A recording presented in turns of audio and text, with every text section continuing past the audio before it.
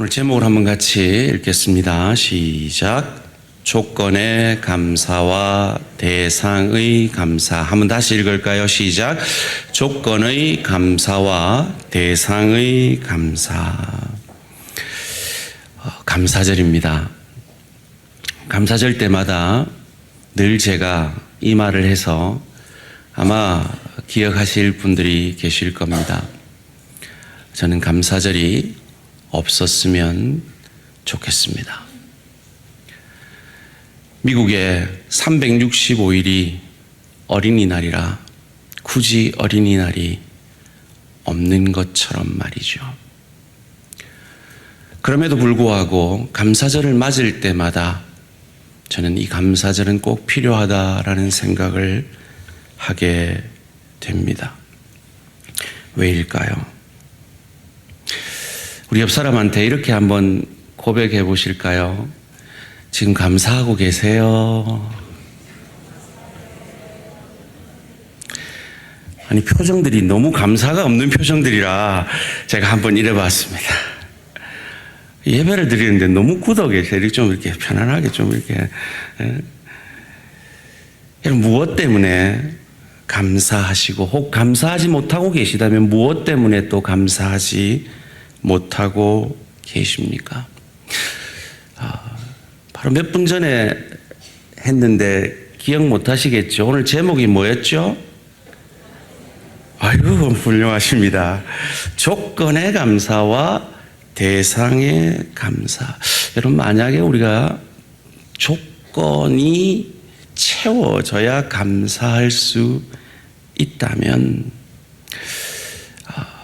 그래서 감사가 없는 우리를 감사를 일깨워 주려고 며칠 전에 그 전한길 그 강사께서도 집에 가서 수세식 화장실 있는 분들은 감사하세요, 막 이렇게 말하는 그런 감사도 우리에게 참 도전이 되어집니다.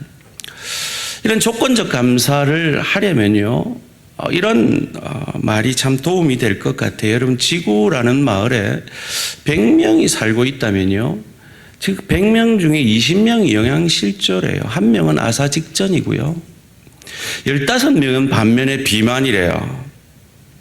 43명이 위생시설이 없는, 즉 수세실 화장실이 없는 그곳에서 살고, 여러분은 57명 가운데 들어가 계신 거예요. 18명은 깨끗한 물이 없어요. 진짜일까 싶었는데 아프리카 가니까 정말 진짜더라고요.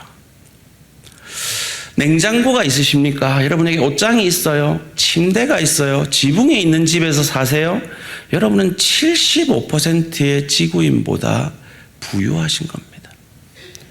공습이나 폭격이나 쥐레나 강간이나 납치의 위협을 느끼지 않고 산다면 여러분, 지구인 20명보다 축복된 인생이에요.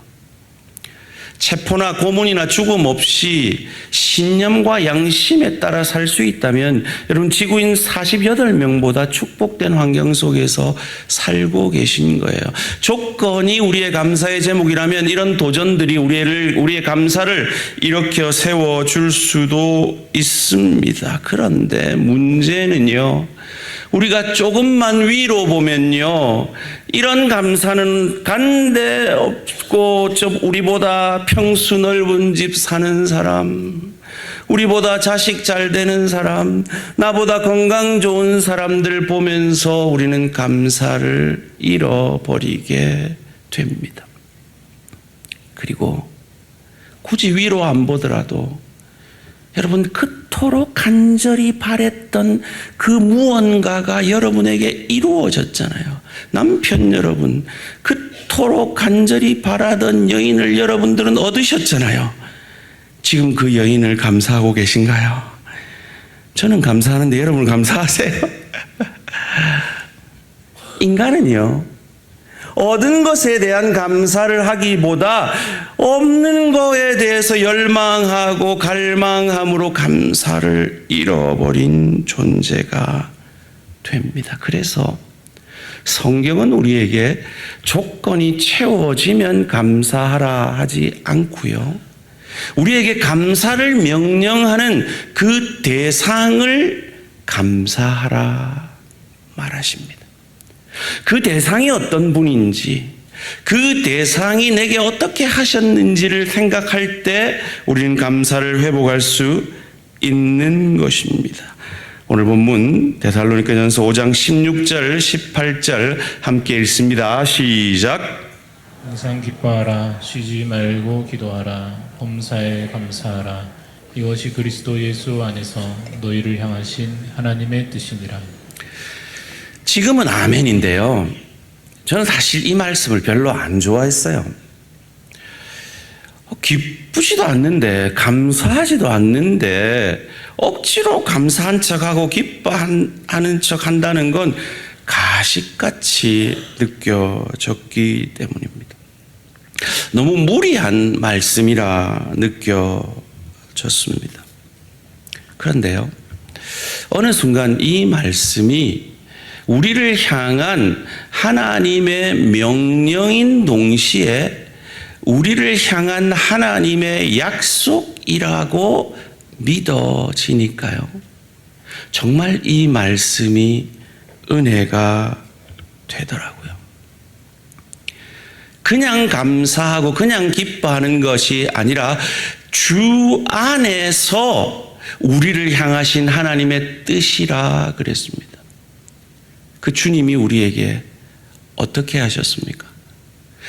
우리가 전혀 주님한테 기쁨이 안 될 때, 우리가 전혀 주님께 감사가 되지 않을 그때에 우리를 기뻐해 주시고 우리를 감사해 주시고, 그래서 우리를 위해 자기 몸을 아끼지 않고 내어 주심을 통해서 우리를 구원해 주신, 그것을 위해서 내 뜻대로 마시고 아버지의 뜻대로 되기를 원합니다, 죽음 같은 땀이 피가 되어지는 간절한 기도를 통해 우리를 향한 하나님의 뜻을 이루신 그 예수님의 사랑 안에서, 그 사랑을 바라봄으로, 그 사랑을 하신 예수님을, 이 명령을 주신 분으로 바라봄으로 우리는 우리 안에 잃어버렸던 기쁨과 감사를 회복할 수 있는 것입니다.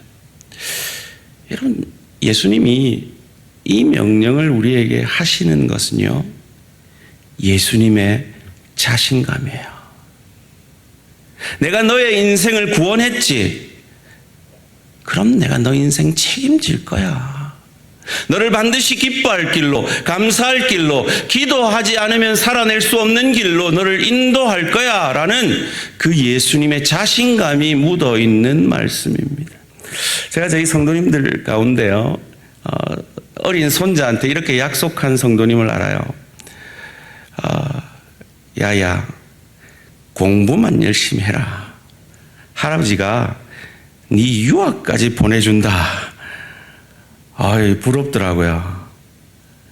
그 할아버지의 자신감이 부럽더라고요. 그런데요, 우리 주님은요, 어떤 자신감이 있는 줄 아세요? 내가 내 값없는 피로 너를, 네가 기쁘지 않을 때, 감사하지 않을 때 사지 않았느냐? 내가 너를 내 나라 천국까지 확실히 인도한다. 이러면 아멘이 나와야 되는데, 확실히 인도한다. 그 자신감으로 이 말씀을 하고 계신 거예요. 이 대상을 향한 감사, 이 대상을 향한 감사를 한 사람들이 처음 만든 것이 이 추수감사절입니다. 여러분 알다시피 추수감사절은 청교도들이 시작을 했어요. 이 영국 땅에서 신앙의 박해를 받던 그 청교도들이 신앙의 자유를, 예수님, 날 구원하신 예수님 더 잘 믿고자 그 땅을 떠나 아무것도 없는 미지의 땅, 지금이야 미국이지 그때는 인디안들이 있던 그 미지의 땅으로 배 타고 대서양을 건너옵니다. 그들이 그 3개월의 여행을 마친 이후에 7가지를 감사했대요. 근데 여기를 이 7가지 감사를 찬찬히 살펴보면요, 조건의 감사가 아니에요. 대상을 향한 감사예요. 한번 살펴볼까요? 7가지. 첫 번째로 180톤밖에 안 되는 작은 배였지만 그런 배라도 주신 것을 감사합니다. 제가 이 플리머스라는 그 동네 가서 실제 청교도들의 그 모형, 청교도들이 타고 왔던 그 배와 똑같은 모형을 들어가도 봤거든요. 정말 작아요. 저런 배 어떻게 100여 명이 왔나 싶을 정도로 작아요. 두 번째로 평균 시속 3km의 항해였으나 117일간 계속 운항케 하시니 감사합니다. 여러분 1시간 여러분 걸으시면 3km 이상 걸으실 수 있어요. 여러분 걷는 것보다 천천히 움직인 거죠.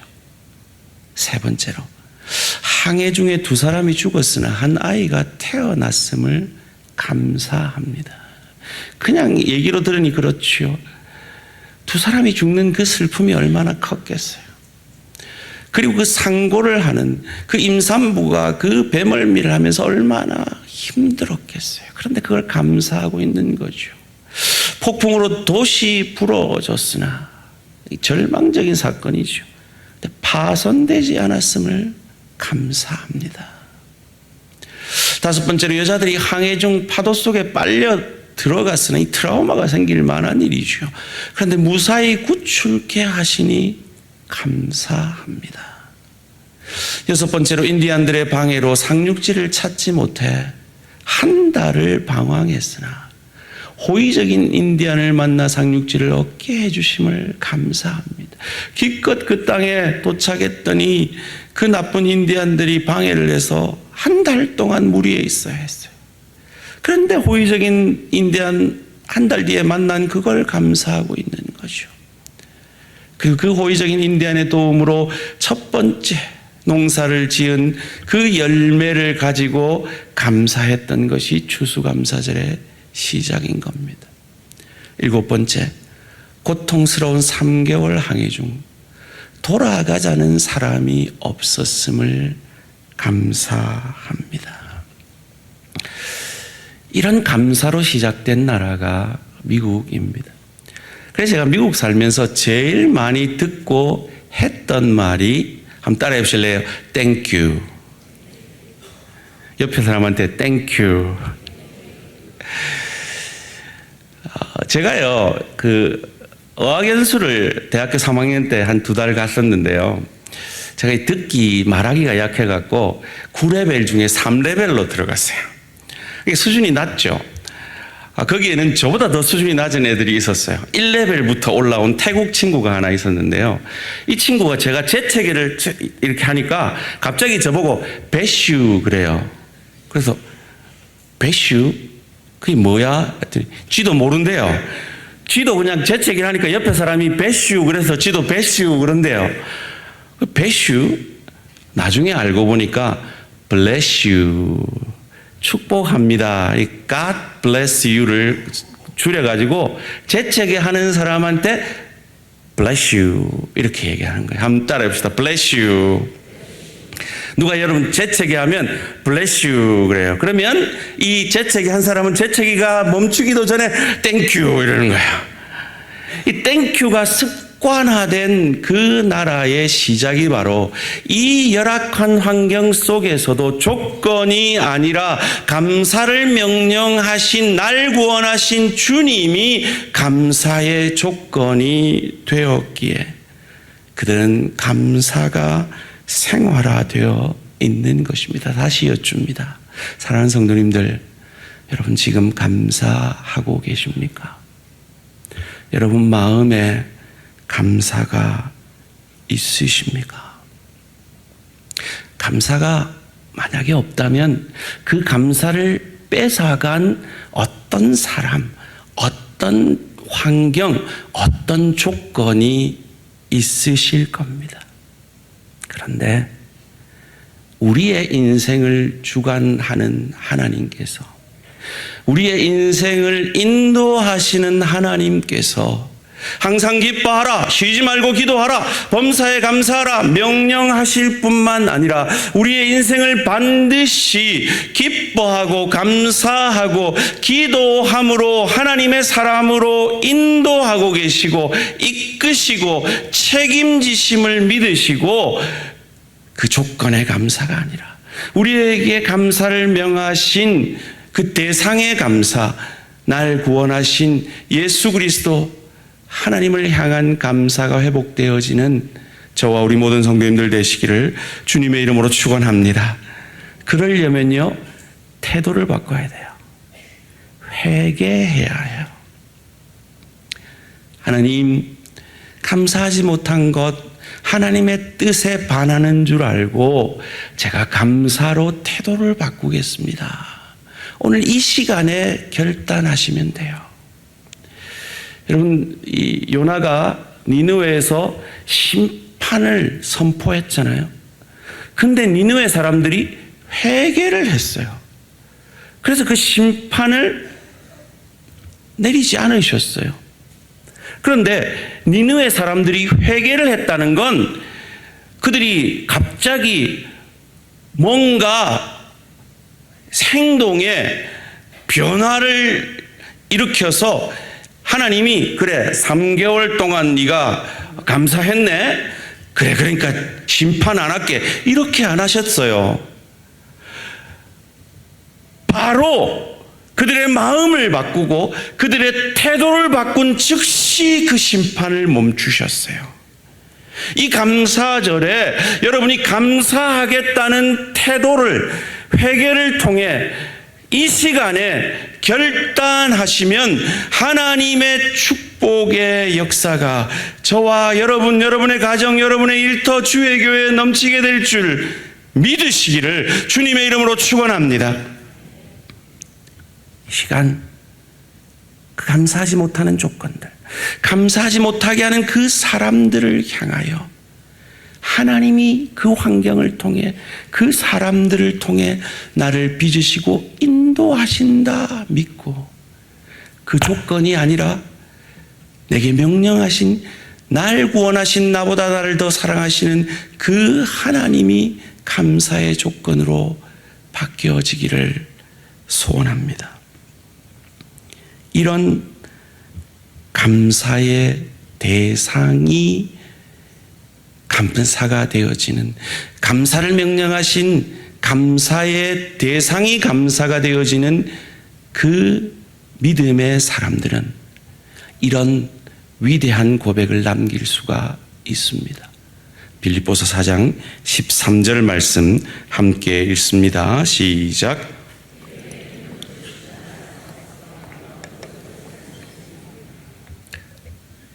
이 말은 내 소원이 다 이루어졌다는 것 아닙니다. 내 기도가 다 들어졌다는 말 아닙니다. 그것을 어떻게 알 수 있습니까? 11절, 12절이 그것을 가르쳐 줍니다. 내가 궁핍함으로 말하는 것이 아니니라 어떠한 형편에든지 나는 자족하기를 배웠노니. 왜 자족하죠? 조건의 감사가 아니라 명령하신 그 대상에 대한 감사가 바울에게 있기 때문이죠. 나는 비천에 처할 줄도 알고 조건적으로 감사하지 못할 그 환경에 처할 줄도 알고 풍부에 처할 줄도 알아. 모든 일 곧 배부름과 배고픔과 풍부와 궁핍에도 처할 줄 아는 일체의 비결을 배웠노라. 어떻게 이것을 배웠을까요? 그가 하나님을 위해 하나님을 핍박했던 사울이었던 시절에 전혀 하나님 눈에 기쁨이 되지 않고 감사가 되지 않을 그때에 이 바울을 택하시고 다메섹 도상에서 만나주시고 그를 들어 이방인의 사도로 세워주신 이 주님의 사랑 앞에, 그렇게 나를 사랑하신 분이라면 내가 지금 로마 감옥에 있는 이 조건일지라도 내 인생을 인도하시고 크고 넓고 깊게 일하시는 하나님임을 믿고 그는 그 대상의 감사를 통해 이 위대한 고백, 내게 능력 주시는 자 안에서 내가 모든 것을 할 수 있느니라, 이 고백을 만들어내고 있는 것입니다. 우리 집사님 기도하신 대로 우리 인생에는 광야가 있습니다. 이번에 참 다니엘 기도를 통해서 저도 많은 은혜를 받고 있는데요. 왜 광야가 필요한가? 3가지로 이렇게 가르쳐 주시더라고요. 광야가 없다면 우리는 하나님을 의지하지 않을 것이고, 광야가 없다면 우리는 하나님 나라의 백성으로 빚어지지 않을 것이고, 광야가 없다면 우리는 하나님 나라를 바라보지 않을 것이기에 때로 우리가 원치 않는 광야의 시간이 있다는 것이요. 그런데 그 광야에서도 감사할 수 있는 건 그 광야를 허락하시고 그 광야 속에서도 우리를 인도하시는 그 대상이 있기 때문이죠. 지난 목요일에 그 남부노회 여전도의 연합회 원래가 저희 교회에서 있었어요. 제가 설교를 했는데요. 설교를 마치고 그 남부노회 그 임원들이 저를 찾아오셔서, 물론 저를 위로한다고 하신 말이시겠죠. 목사님 너무 은혜 받았어요, 이러시면서 제기에 쏙 들어오는 한마디를 하셨어요. 그게 뭐냐 하면, 목사님 2년 만에 뵀는데 2년 동안 되게 업그레이드 되셨네요, 이러는 거예요. 내가 2년 동안 뭔 일이 있었지 하고 돌아봤어요. 애가 아팠더라고요.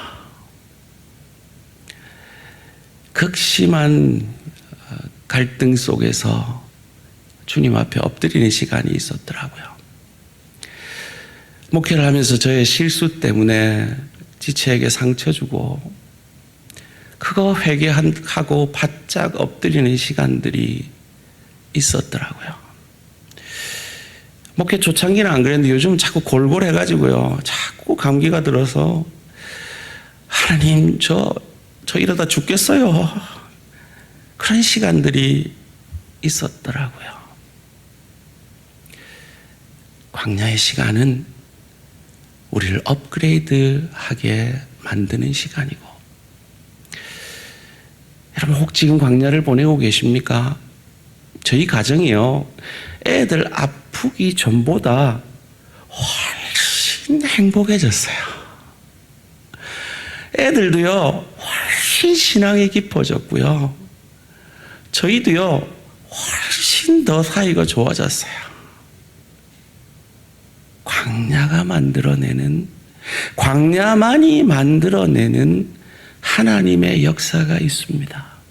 그러기에 조건이 아니라 그 조건 가운데 우리를 인도하시는, 감사를 명령하시는 하나님 자체를 감사하는 저와 우리 모든 성도님들 되시기를 주님의 이름으로 축원합니다.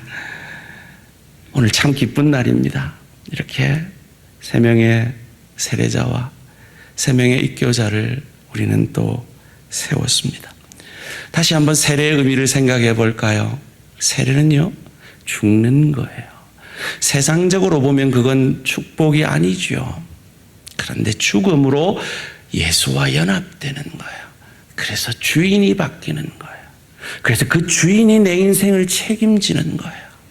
그래서 내가 어떤 환경과 처지 속에서도 감사할 수 있는 거예요. 사랑하는 성도님들, 지금 정말 죽음 같은 고통의 시간, 아픔의 시간, 상처의 시간을 보내고 계신 분들 계십니까? 기억하십시오. 우리 주님은 그 순간에 우리를 도우실 수 있는 분입니다. 왜요?